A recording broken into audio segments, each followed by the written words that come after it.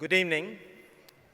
It's my privilege to introduce Mr. T. Rabi Shankar, a career central banker, and he joined the Reserve Bank of India in 1990.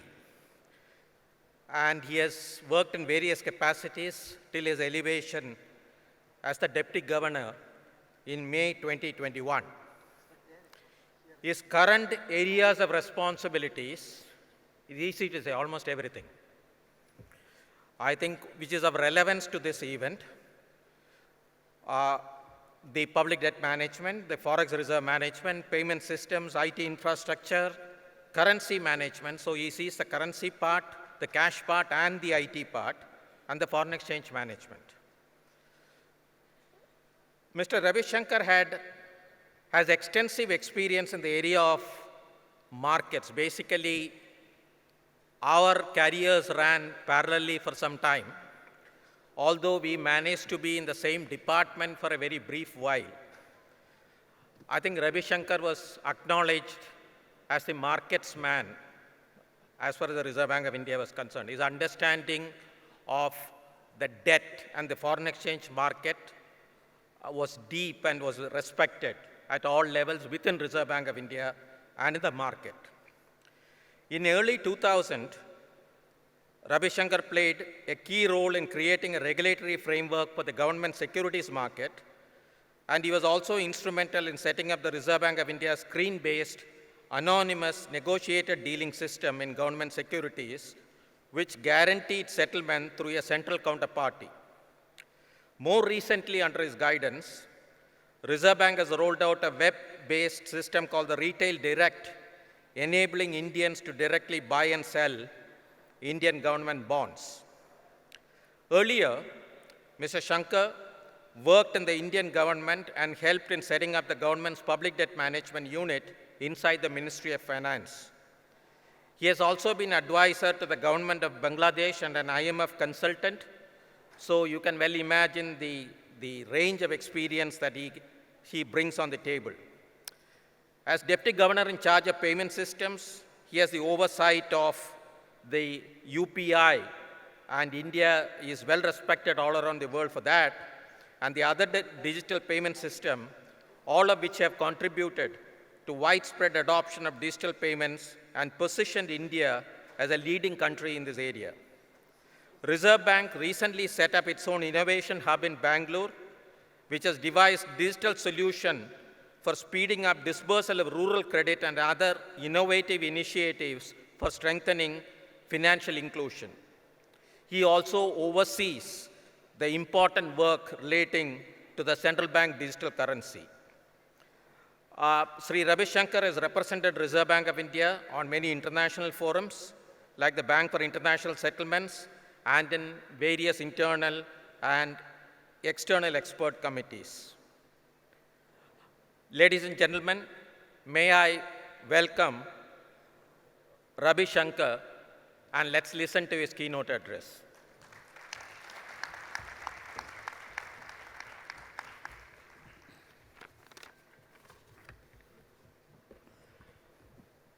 Good afternoon, Mr. Gopal Krishnan, Mr. Padmanabhan, organizers of the Global Fintech Festival, delegates from both India and abroad, ladies and gentlemen.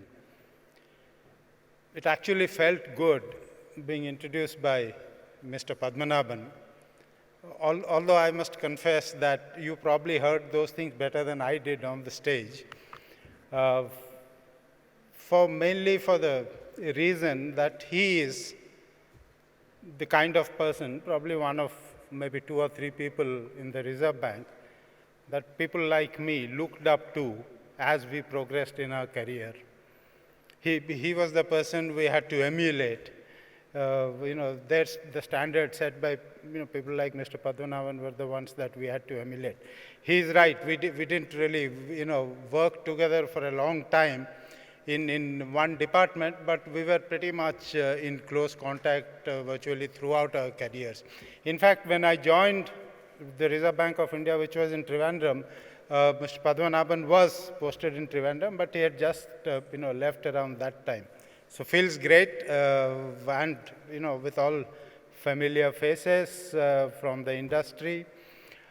These days, it looks like I have to speak on fintech or startups or payment systems so often that I find it difficult to get a new topic to speak on.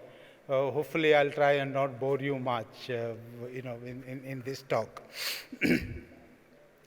To start off the formal speech, I'm delighted to be present in the 4th edition of the Global Fintech Festival, a platform which provides space for a meaningful interaction and sharing of ideas among stakeholders of the fintech ecosystem.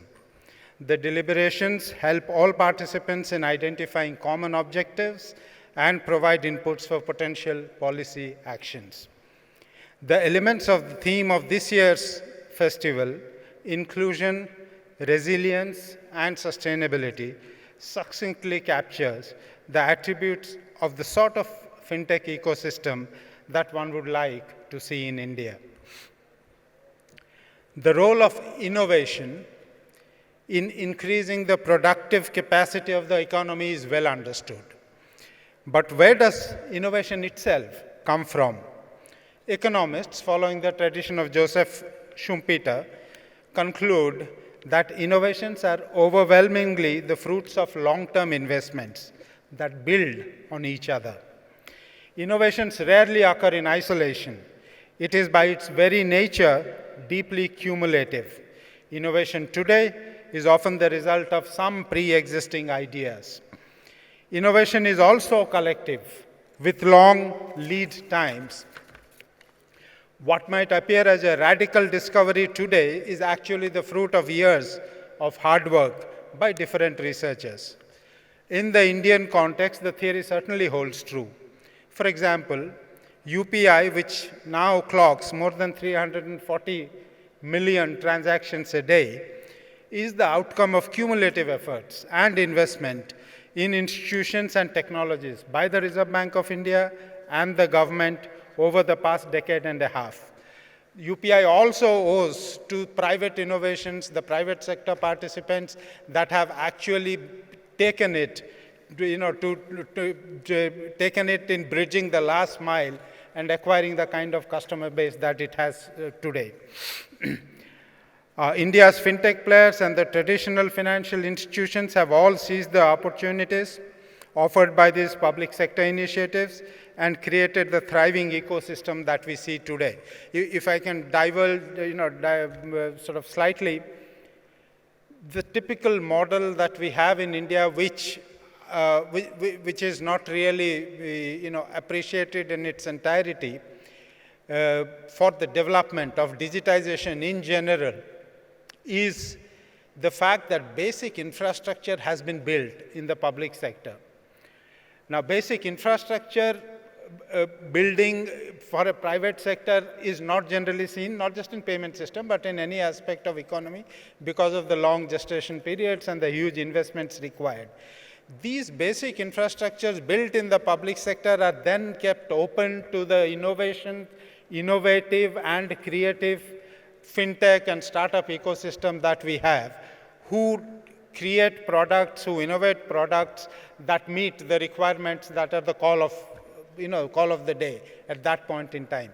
This structure that we have, that the infrastructure is created in the public sector and the private sector is given a free hand to innovate on it, is probably, probably unique to India. Now, to be sure, innovation in the finance space is not a recent phenomenon. Wire transfers or ATMs are also instances of technological innovation, as are modern stock exchanges with their anonymous order matching systems or algorithmic trading.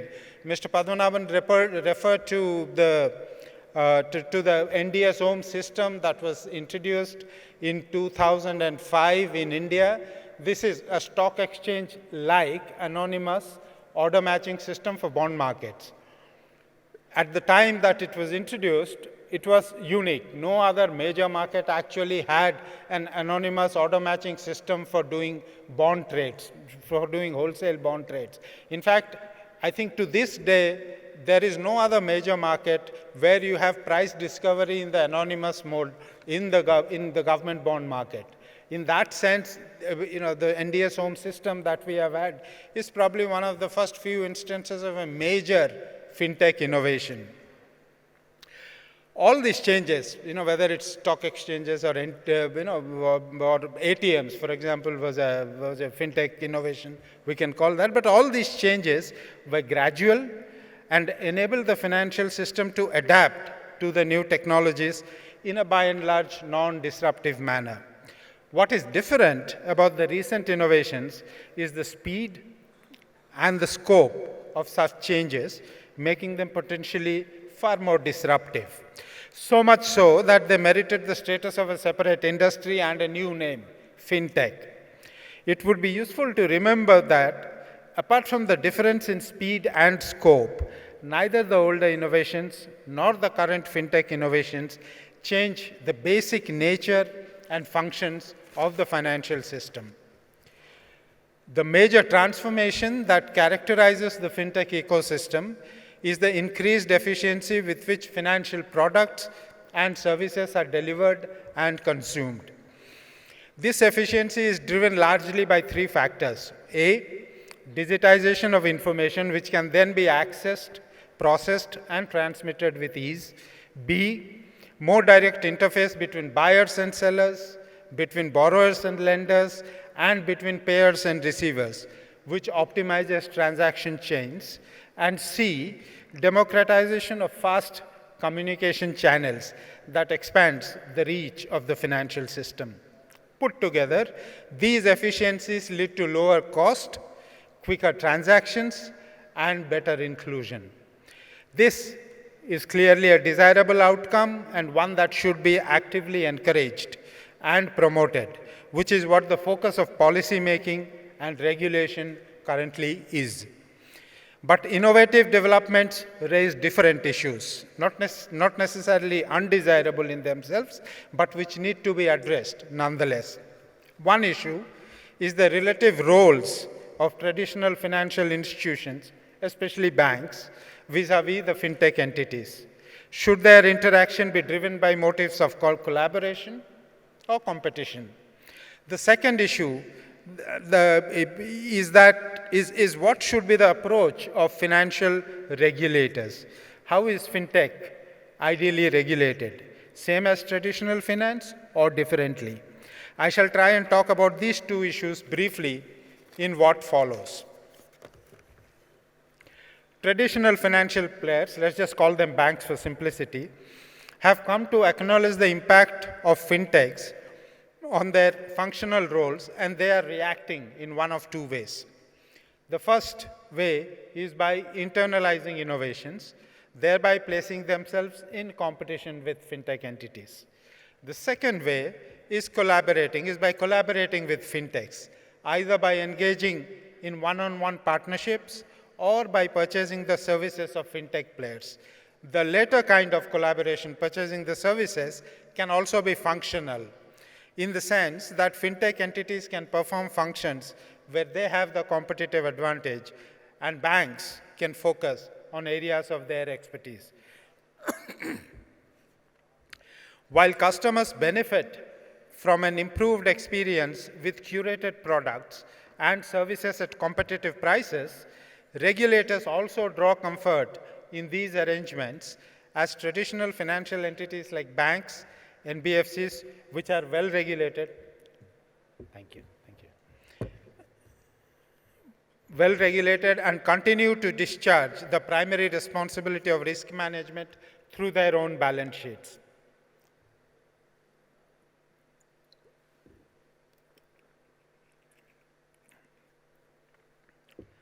Perhaps the sweet spot lies in fintechs acting as both competitors as well as collaborators.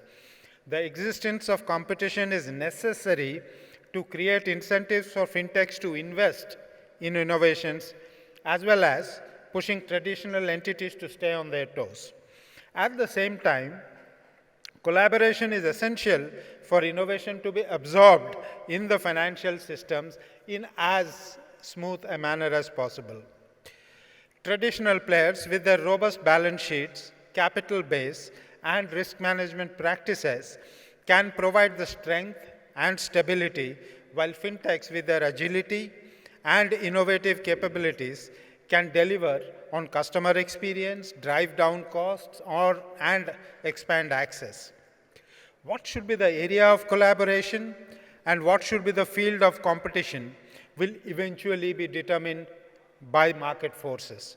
But this is also an area that regulators need to focus on to create a regulatory framework that continues to spur innovation.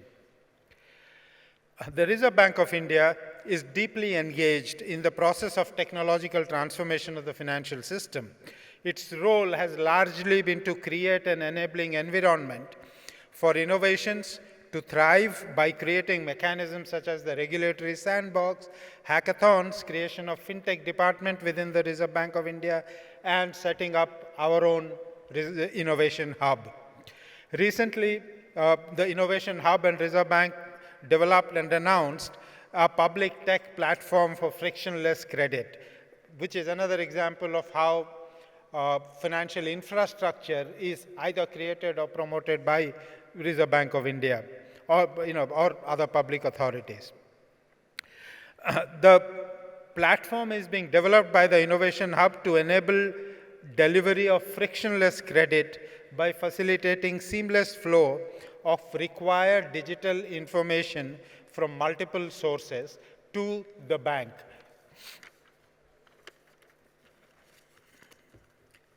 The platform will serve as a public good and exemplifies RBI's approach to fostering innovation. This is the fundamental role that RBI plays. At the same time, RBI also plays the role of regulating the evolving financial system to maintain financial stability. Rapid technological changes can outpace regulatory frameworks and raise issues about market integrity, consumer protection, data privacy, and fair market practices.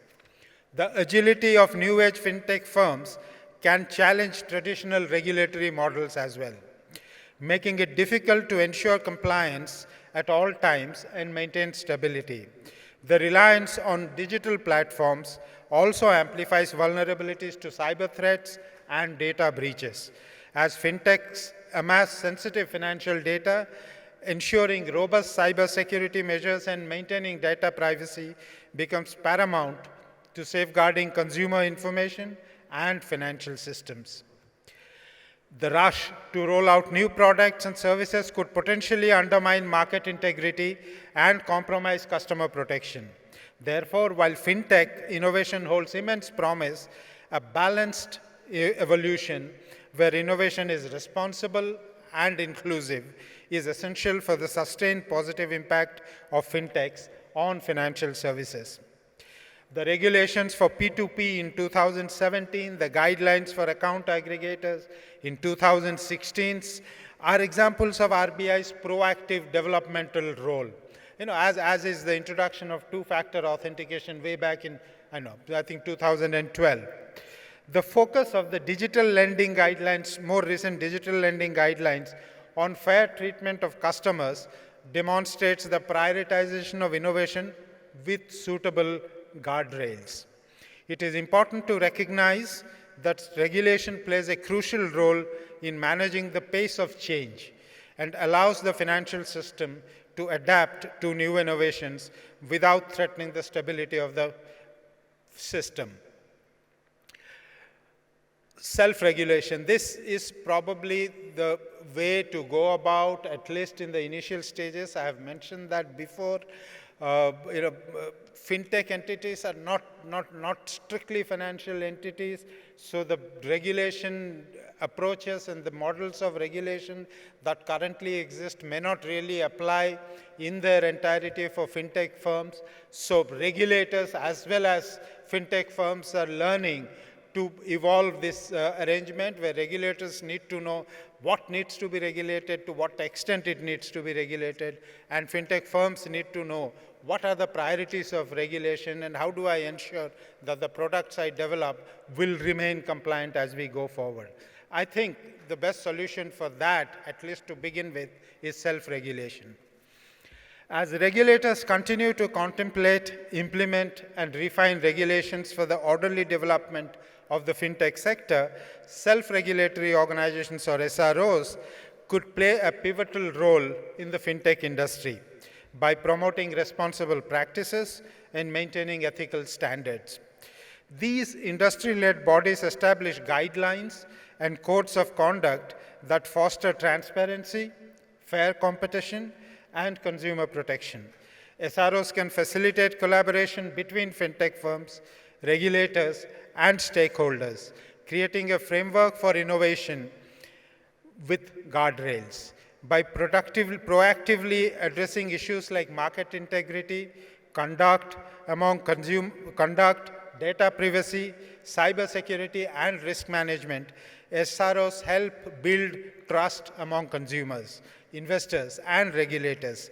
Their voluntary compliance mechanisms contribute to a more sustainable and reputable fintech ecosystem, ensuring growth while minimizing potential risks and negative outcomes. In the context of a new and evolving sector like fintech, it is the industry participants who possess the deepest understanding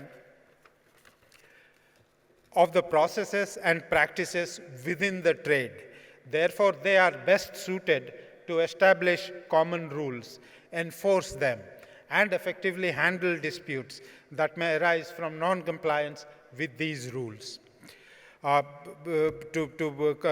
conclude, I think it is important for us to recognize that it is crucial for fintechs to continue collaborating and innovating to enhance the effectiveness of the financial sector. Collaborating and competing with fintechs is essential for traditional financial entities too, in order to adapt. While innovation is vital, it should also support social and economic goals. Regulation should play the role of guiding the sector to those goals. Self-regulation needs to play a far more active role too. Together, industry participants, fintechs and banks alike, regulators and SROs can work harmoniously to shape a vibrant and resilient financial landscape that promotes inclusivity and progress for all. Thank you for your attention. I wish you all the best.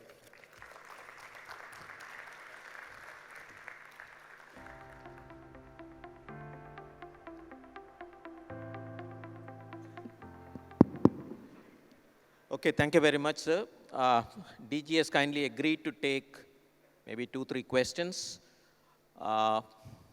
Please raise your hand, identify yourself, and then you can raise the question. This lady here.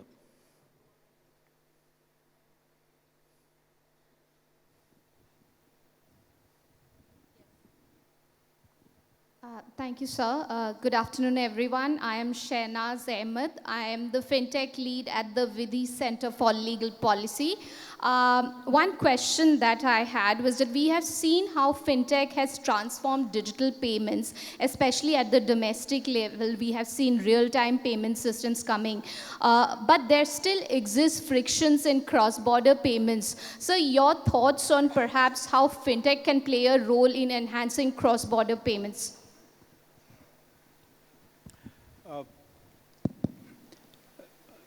Absolutely, this is the point that is exercising the minds of and the attention of most policymakers across the globe now, cross-border payment systems.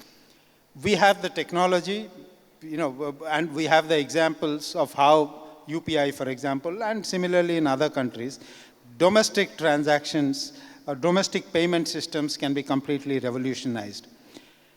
Why is it that the same benefit doesn't export itself or doesn't facilitate itself when you go into the cross-border arena? There is an additional risk, of course, which is foreign exchange risk, currency risk. But that in itself, even if you leave it as it is, doesn't explain why does it still take 5 or 6 days for transactions to happen why does it still, for a retail transaction, why the average cost of transaction is 6% as per some studies? I think the answer lies in not technology. We have the technology. Technology can be linked. We have the technology to do that as well. It's not really technology. It's a question of consensus that has to arise globally on, and a commitment that has to come up globally on changing these systems. Personally, I do not think we will find the solutions to this within the framework, within the current framework which exists, which is largely the correspondent banking system that we have. You have to find solutions outside of that. In fact, this is exactly the reason why there is a strong case that was initially made and continues to be made in a sense for cryptocurrencies, especially stable coins. But there is no reason why the same thing cannot be done for other payment systems or for CBDCs. So to sum it up, I think it is a question of willingness. It's not a question of lack of knowledge or lack of technology. And it's a question of commitment of policymakers across the globe that we need to find a solution, and we should be open enough to look for the solutions outside the existing correspondent banking system. Thank you. Thank you very much. Yeah. Sir, I just want to ask you on your views on CBDC. First, introduce yourself, please. Sorry, my name is Nikhil, sir. I work at a startup called Setu. Sir, I wanted to ask you, we've seen the retail launch of CBDC happen. We've also seen announcements coming from the banks on interoperability with UPI. I just want to know the mental model in which the RBI is thinking about this. Is CBDC going to be a currency or a payment system? And how does these two things come together? And just to extend the thought that you left in the last one, sir, like, do you also see the wholesale use cases of CBDC, especially in the context of international trade or boosting B2B trade in India? Thank you so much. Thank you, Nikhil. Nikhil, right? Yeah. Do we see CBDC as a currency? Do we see it as a payment system? I think they are not separate from each other. One of the questions I have often been asked is, given the fact that we have UPI, which is probably the most efficient retail payment system anywhere in the world, is there really a need for CBDC? The answer to that is the fact that CBDC is not just a payment system or not just a payment instrument. CBDC is a currency. Currency is a payment instrument. We are used to digital transactions happen between bank accounts. We are not used, our minds are not programmed to look at currency transactions happening digitally. So when we are thinking of CBDC, we have to think of them as an instrument that will provide you similar efficiency benefits of a UPI or anything else. In addition to that, it is also a currency. It is also a token. It provides you a lot of other benefits. It, for example, provides you a store of value. It, for example, provides you programmability, which you can do, which you can do for targeted direct benefit transfers, for example. And I'm leaving it to the fintech ecosystem here to innovate and come up with products. The fact that conceptually CBDC is a currency which is also a payment system puts it on a different, different level compared to any other payment purely payment instrument. That's the answer to your first question. On the second question of, are there benefits for wholesale, especially in the cross-border area? Absolutely, immensely, in fact.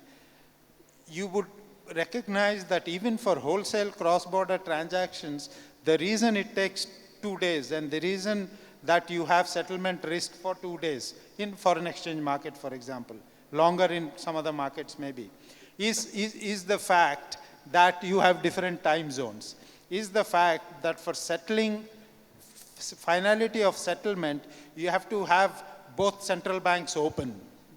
So for that, you have to provide time and these time zone gaps. This has created in financial markets what is known as the Hurst risk. Now, if you are able to do wholesale transactions, large transactions, through currency, by handing over currency, you actually bypass the settlement risk implicit in the correspondent banking system. And if you can, given the volumes that are involved, the total forex volumes are somewhere around $6 trillion a day. So, if you assume that about 60–70% or even higher is actually wholesale transactions, if you are thinking of saving settlement risk-related capital, we are talking of huge savings. Yes, it can actually contribute substantially for cross-border, even in the wholesale space. Okay, maybe one more question. Yeah, gentleman at the back.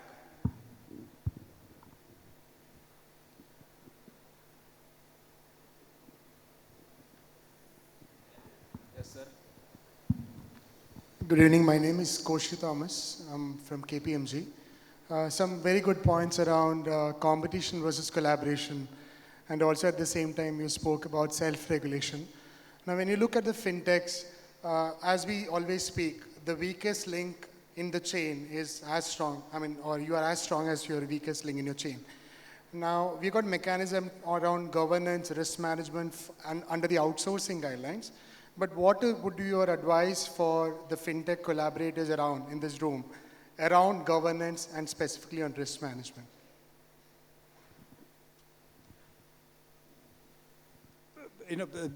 As far as governance specifically is concerned, or a culture of compliance is concerned, I really don't have an advice except saying that, while you have the technological ability, while you have the skills to create products that are, that are inconceivable at any point in time, just make sure that your product has a social relevance. Just make sure that your product eventually serves a felt need in whichever space you are working, payments, lending, it doesn't really matter. And do it in a responsible manner. How it should be done, what it should be done is something that I'm sure fintech entities will learn, just like regulators are also trying to learn. How is it that I can channelize the energy and the creativity of this sector for social and economic objectives? It's a mutual learning process, and as I have told somewhere else, I think a key element of this mutual learning process is that we keep speaking to each other. The regulator and the industry keeps talking to each other, keeps interacting. We should understand, the language that you speak, you should understand the language that we speak. Once that happens, and it doesn't take too much of an effort, but once that happens, I think it comes naturally, compliance requirements or governance issues come naturally into your business model, into your product development. Thank you. So thank you very much, DG sir, I think for coming over and sharing your thoughts with us. Let's give him a big hand.